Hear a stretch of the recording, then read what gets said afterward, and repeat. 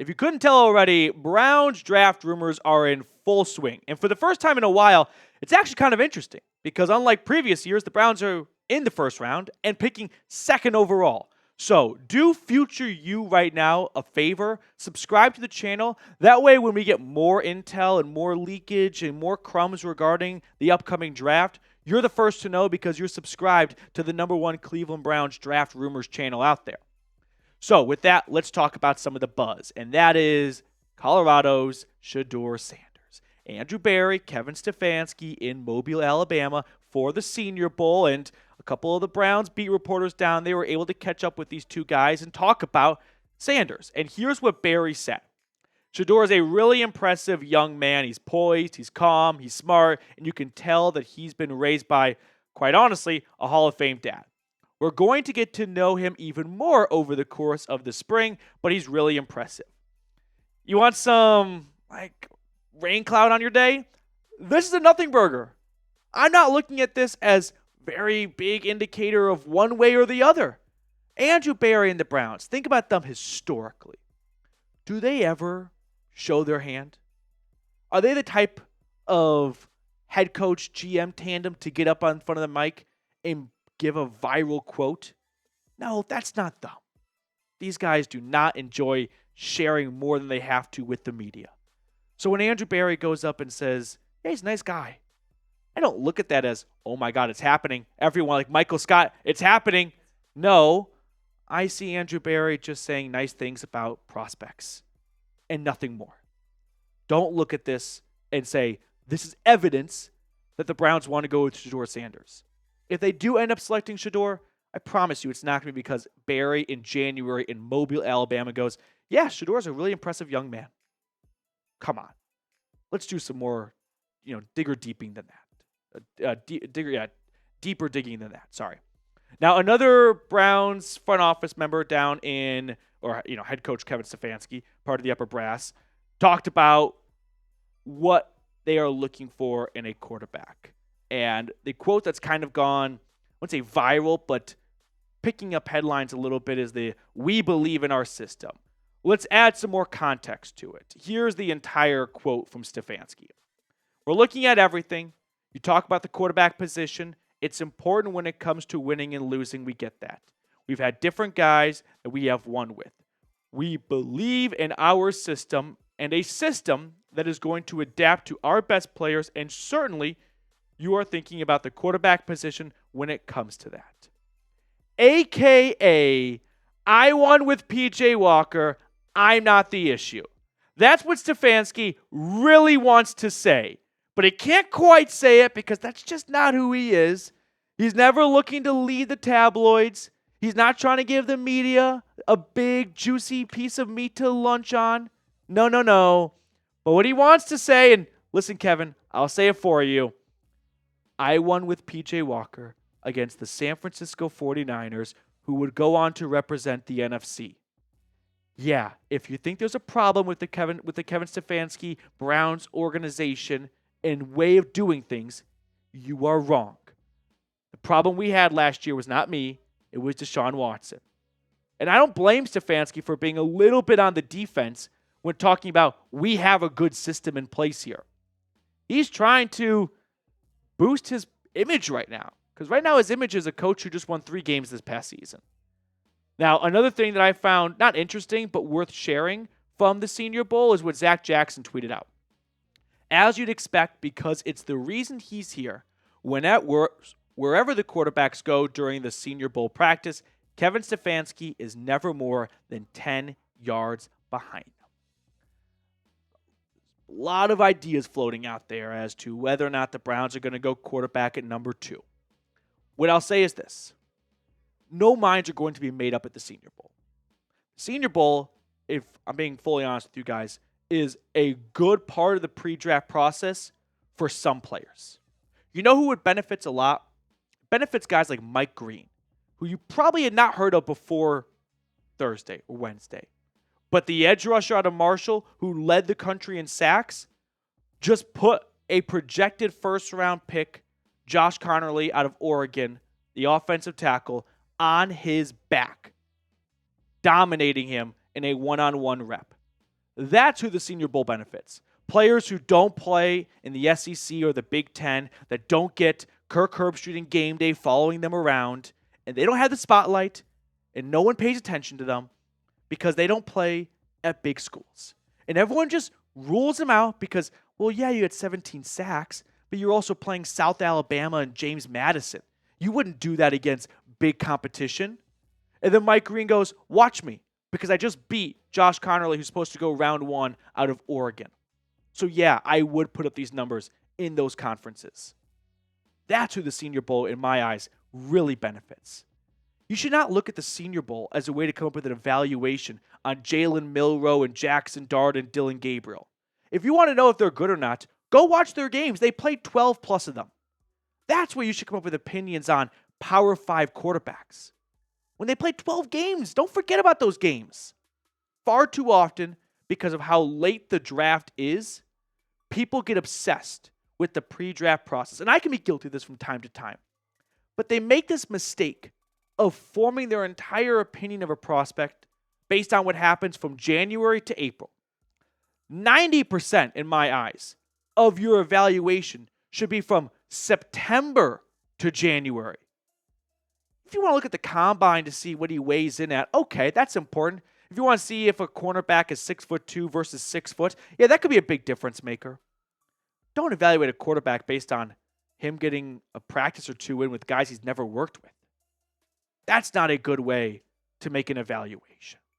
So I don't believe, as Kevin Stefanski follows and shadows these quarterbacks around, he is going to walk away with, yep, I've got my guy. Now he's probably just going to add one more data point. Maybe see how these quarterbacks behave in person, right? Hey, I want to look and see how Jaxson Dart responds after a bad practice. Is he down in the dumps? He's throwing his helmet down? Or is he someone that's going to pick himself up and come back and attack the next day? That's what I think they really want to see here, is they want to get know these guys on a personal level. They're not there to see if they can throw the ball well. They've got plenty of evidence over the last 6 months and 2 to 3 years of that. My fear, though, as I make a little transition here, is Andrew Berry and Kevin Stefanski are going to be forced to go quarterback.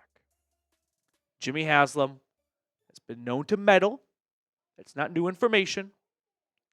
And what if he just does that awkward, Creed, not to go one office reference after another, over Jim, go one more week? What if Jimmy Haslam just comes in there and goes, we need to get some brownie points with the fan base. We're going to take a quarterback at number 2. You guys find out whoever the best option is. And that way, people stop harassing us over the Deshaun Watson trade. And now Barry and Stefanski might have to make the best of a bad situation. Because I don't believe, and this isn't me saying this from what I would do when it comes to a process standpoint, I don't believe that Cam Ward or Shedeur Sanders, from a prospect and draft profile perspective, are going to be successful in Cleveland.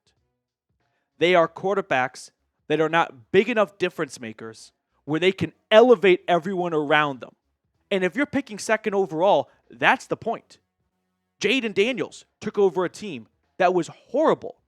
And what did he do? He elevated everyone around him because of how talented he was. I've seen too many people look at Jaden Daniels as a reason to draft second overall quarterback. Unless you're getting a quarterback who can elevate everyone around them, that quarterback is just going to be tossed to the side in 2 or 3 years because he was not stepping into a good enough situation where he didn't have to be the focal point. And if you're taking a QB at 2, you're looking for a guy who can be the focal point. And I don't think Ward or Sanders is that guy.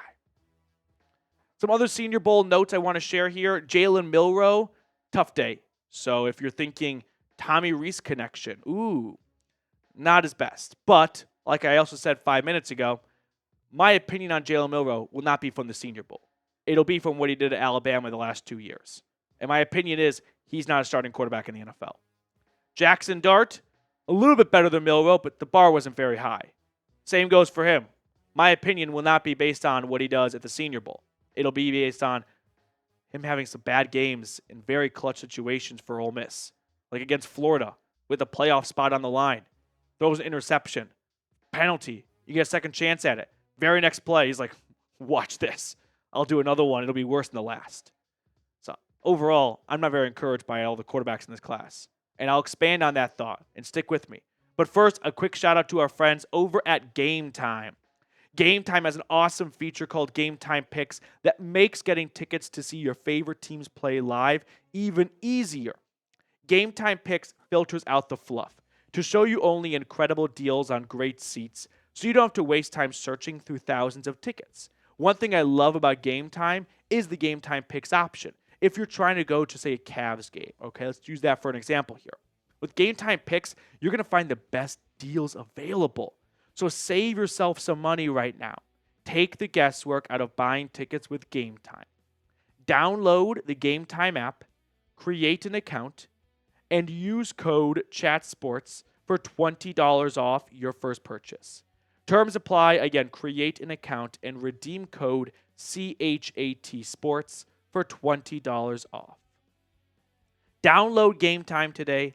Last minute tickets, lowest price, guaranteed.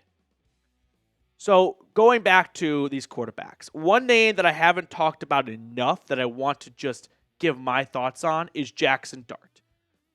Started off at USC, transferred to Ole Miss.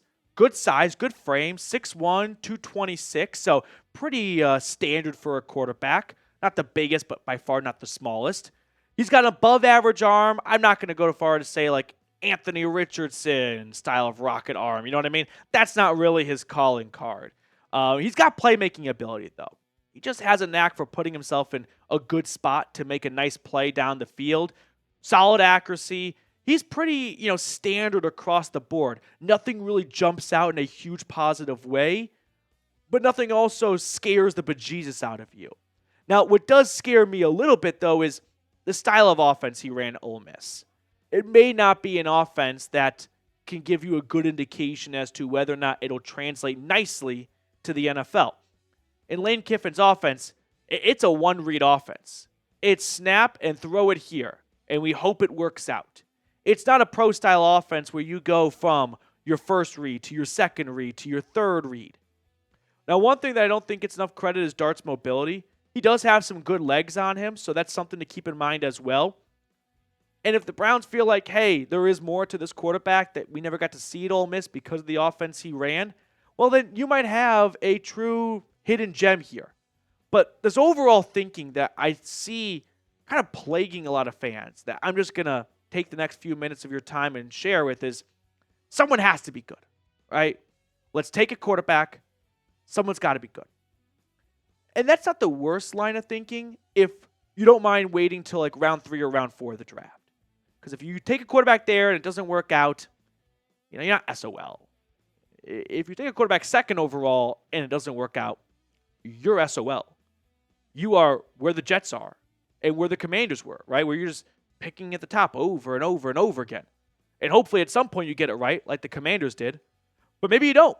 Maybe like the Jets, and you're right back to where you started. But this overall thought process of, hey, let's get a quarterback. Someone's going to be good. I've got bad news. That's not the case. Meaning, there's not always going to be a good quarterback. And you don't want to hear that because the Browns need a new quarterback. And I'm sorry to be the bearer of bad news here. But don't shoot the messenger when I say, this is a bad year to need a new quarterback. Because we have seen this play out time and time again. Look at the 2022 quarterback class. This is not that long ago, guys. Pickett on his second team. Ritter on his second team. Willis on his second team. Corral out of the league. Zappe on his third team. Sam Howell on his second team. Chris on his second team. Skylar Thompson on his second team. Brock Purdy is the only guy on the team that drafted him. And this draft was 3 years ago. No one even got close to year 4 of their rookie contract, except for Purdy. How about the class before that? 2021, Trevor Lawrence picked first overall, which the Browns are not picking, and followed suit Wilson on his second team, Trey Lance on his second team, Justin Fields on his second team, Mac Jones, Trask, Kellen Mond out of the league, Davis Mills, one of the only guys still on the team that drafted him, Ian Book out of the league, Sam Ehlinger, I think out of the league. And this was supposed to be a very good quarterback class. And the only one that's even holding on to where they started is Lawrence. Trask never started a single game for the Bucks. He just got to be Alex Moran in Tampa. And Davis Mills, who is happy to be a backup. And that's what he was drafted to be, a backup. Guys, there are some bad draft classes. There's ebbs and flows. And we're kind of due for a bad one because last year's was awesome. How about 2019? If you're picking first overall, great news. You get to get the Heisman winner, Kyler Murray. Bad news is that's not the case this year. Daniel Jones, stunk. Dwayne Haskins, not a starting quarterback. Drew Lock, not a starting quarterback. Will Grier, out of the league. I had never even heard of some of these guys. Not this one here, like Finley, Stidham, Stick. I never heard. Who the hell is Clayton Thorson? I learned that name today. Gardner Minshew, McSorley. Like, there are quarterback classes that just aren't very good. And I can keep going. Watch this. 2016. Jared Goff, if not for Ben Johnson, would probably not be perceived as a very good first overall draft pick. Carson Wentz, really good 2017, really bad after that. But Paxton Lynch. I mean, if I told you guys Shedeur or Cam Ward would have the career path of Carson Wentz, would you use the second overall pick on him? I doubt it. And that might be the ceiling for these guys. Let's continue, though. You got Dak. That worked out well. So we got one. There's 10 here, and one's worked out pretty well. 1.5. You like those odds? I don't. Moving on. It gets worse. If you don't believe me, watch this. We can go back to, I think, 2013, Reed. The rest of the 2016 class stinks out loud. Now, of course, I'm not expecting 5th and 6th and 7th round picks to be great. That's not a fair bar for them. But there's Jeff Driscoll. Started week 18 for the Browns last year. But yeah, there are bad quarterback classes. Guys, I'm sorry to be the bearer of bad news. How about 2015? I can keep going here. Just unload the clip. Yeah. Jameis and Mariota did not get second contracts. Who the hell is Garrett Crayson? I remember Sean Mannion, Bryce Petty. I thought he was drafted by the Jets. Brett Hundley, Trevor Siemian. Trevor Siemian might be like the best of the bunch here after Jameis. He actually had an okay-ish career. He's still playing for a round 7 pick. 2013, I think this is more of the draft class that we should be looking at when comparing this draft class to. Like E.J. Manuel, Geno Smith, Mike Glennon, Matt Barkley, Ryan Nassib, Tyler Wilson, Landry Jones. This is a draft class that I think is closer to what we should expect out of this year's draft class when we look back at it in 4 or 5 years. I know that everyone is eager and impatient to reset at quarterback. Lower your expectations for this draft class. You might get a Dak Prescott. You might get a Russell Wilson. Like, you could find someone around there. I'm not here to say it's impossible. But how often does that happen? If the plan is to win the lottery, you have a bad plan. So, okay, go use a 3rd or 4th round pick on Jaxson Dart. Not Jalen Moore. He does suck. You know, try Will Howard. Try Kyle McCord. But the plan can't be one of those guys has to hit. You are setting yourself up for failure. Let's wrap up a longer video today with the card pick.